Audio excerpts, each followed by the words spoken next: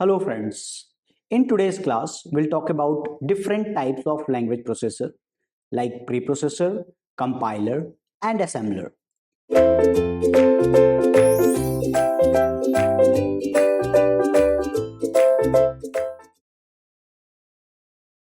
The next part here in this case is the language processing system, and this language processing system is all the systems of software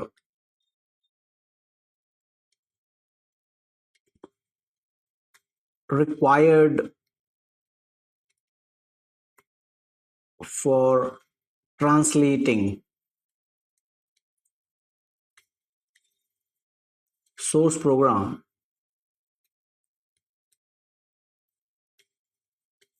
to target language.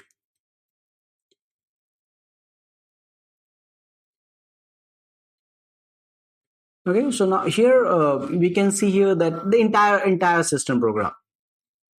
So compiler is just one part of it, where we have once you write this C program in context of a C program, we can understand each and everything here in context of C program. So the moment you write this your source code, and the moment you press this the skeleton program, then you press the compile button, then the first thing comes into the picture is the preprocessor. Okay, so that is the first part of the system program that helps in the translation. And in context of C language, you can understand in this way that if you have written hash define max 100, okay, now this is what it is called in the C language is a macro. Okay, so the first thing that the preprocessor does is it is perform the expansion of the macro. Okay, expansion of macro.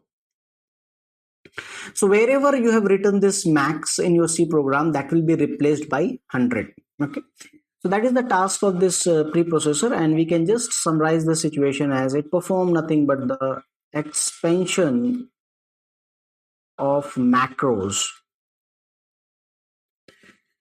Then that is given to the input to the compiler, and this expanded C program. Okay, now you can call this so it's still a source program, but now what we have done the expansion. Okay, so expanded C program.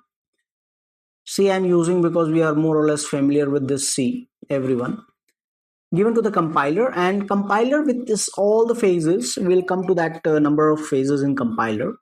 It generates an assembly program, okay, or assembly program where the typical assembly program will look like this, though it is not related with any architecture. Let's say move R1 to R2. Okay, now that interpretation is R1 will be loaded with R2.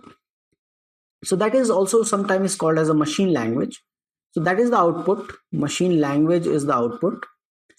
And finally, this is given to the assembler.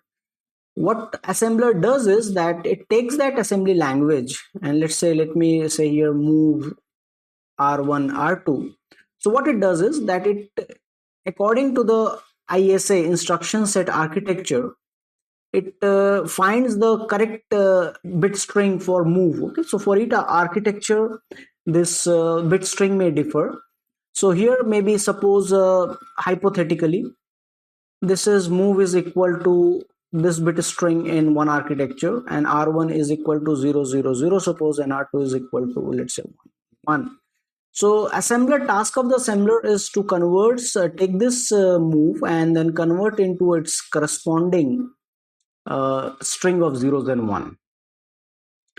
It generates a relocatable machine code. Okay, now that is a very important point here in this case. What is exactly a relocatable machine code? So relocatable machine code will have a concept something like this, that suppose I am writing a two instruction over here. Suppose I am writing add R1 R2, and then I write another instruction as subtract R3 R4. Okay, hypothetically I am writing this thing.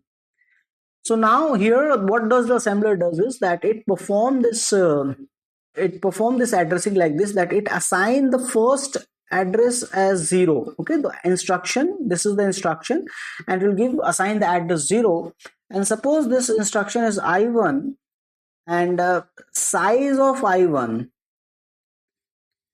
if size of I1 is equal to, let's say, 2 byte, so the next instruction will be offsetted by, let's say, 2 byte. This is 0, and if the size of I1 is 2 byte, okay, the next address will be assigned here, in this case will be 2.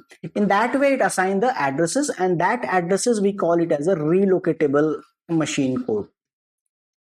Reason it is called relocatable machine code is because what we can do over here in this is if I at runtime I come to know that the actual address from which this machine will be loaded, so suppose that is 4000, so we relocate the entire thing into 4000 in this way, 4000 plus 0, and then it will be 4000 plus 2, and that will become, this will become the address 4000, and this will become the address 4002. So we can change this base value, the 4000 value, and we can relocate this thing entirely any other place. So that's all for this section. Thank you.